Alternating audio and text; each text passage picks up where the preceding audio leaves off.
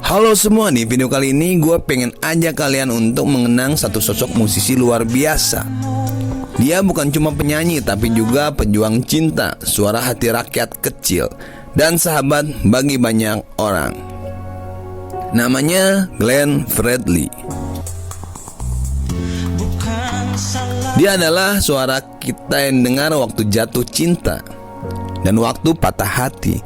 Lagu-lagunya nempel banget di ingatan kita.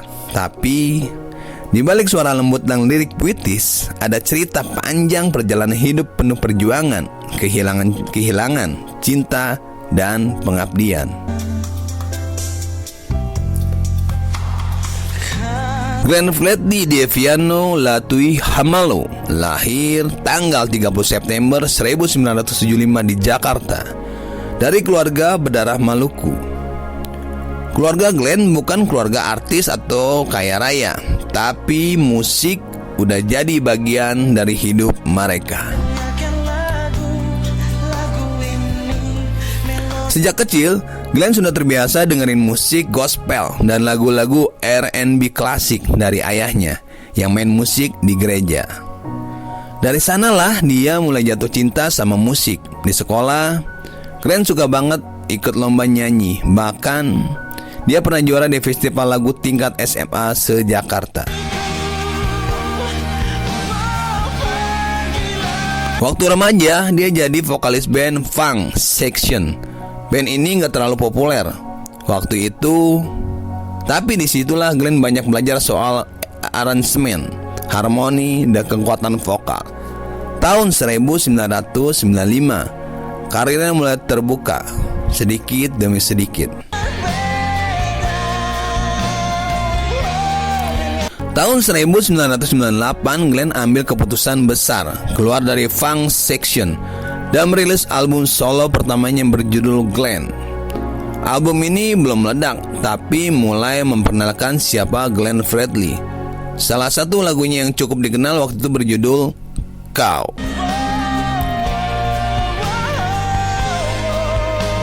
Tapi momen meledaknya datang di tahun 2001. Glenn merilis album kembali.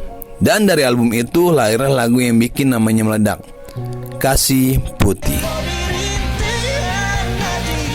Lagu ini langsung nancep di hati pendengar. Suara Glenn yang lembut, lirik yang dalam, dan aransemen musiknya yang soul banget langsung bikin orang jatuh cinta.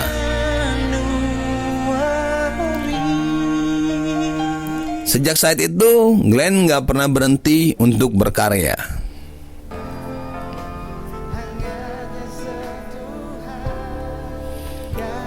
Pada era 2000-an adalah masa emas Glenn Fredly. Lagu-lagunya jadi anthem cinta dan patah hati anak muda pada masa itu. Januari, Akhir Cerita Cinta, Sedih Tak Berujung, dan Terserah jadi hits sangat besar.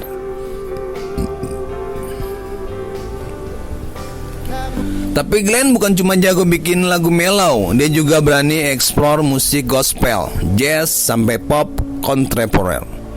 Bahkan dia sempat merilis album live konsernya di luar negeri, kayak di Melbourne dan Kuala Lumpur. Di tengah popularitas itu, Glenn juga mulai dikenal sebagai pribadi yang kritis dan peka sosial. Dia bukan musisi yang cuma nyanyi, dia juga bersuara.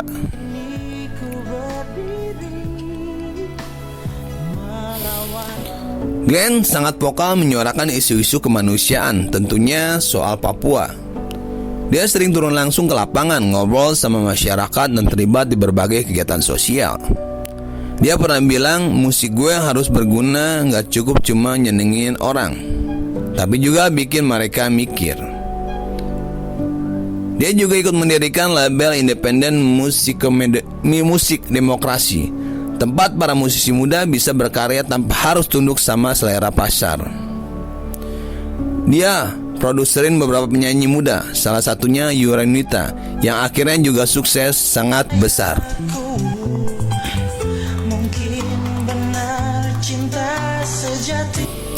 Soal cinta, hidup Glenn gak terlalu mulus. Dia pernah menikah dengan penyanyi Dewi Sandra, tapi mereka bercerai. Setelah itu Glenn lama menjomblo, tapi dia nggak pernah berhenti percaya sama cinta.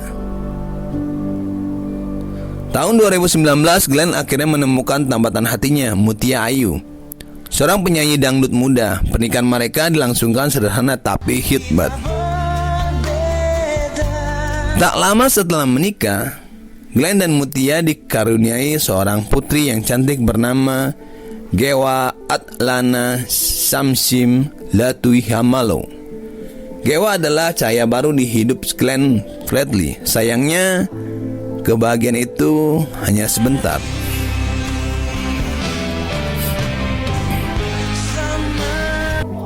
Tanggal 8 April 2020, di tengah pandemi yang masih mencekam, kabar duka datang tiba-tiba.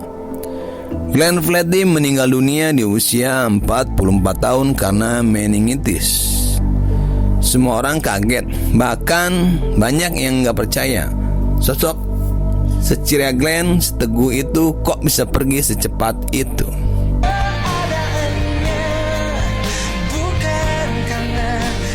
Pemakaman dipenuhi orang-orang yang mencintainya, dari musisi, sahabat, tokoh politik, sampai rakyat biasa yang bahkan gak pernah kenal langsung.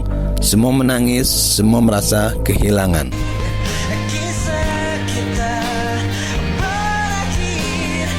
Glenn Fredly memang sudah gak ada, tapi lagu-lagunya, semangatnya, dan perjuangannya akan terus hidup. Dia bukan cuma untuk menyanyi. Dia ikon cinta, perjuangan perdamaian, dan simbol harapan dari timur Indonesia. Saat kita dengar lagu Januari atau Kasih Putih, ingatlah bahwa Glenn pernah ada, dan dia datang bukan sekedar menyanyi, tapi menyentuh hati kita semua. Terima kasih Glenn Fredly. Dunia boleh kehilangan suara emasmu, tapi Indonesia akan selalu ingat getaran hatimu. Terima kasih sudah menonton. Tulis di kolom komentar siapa lagi musisi yang akan kami ceritakan kisahnya. Assalamualaikum warahmatullahi wabarakatuh.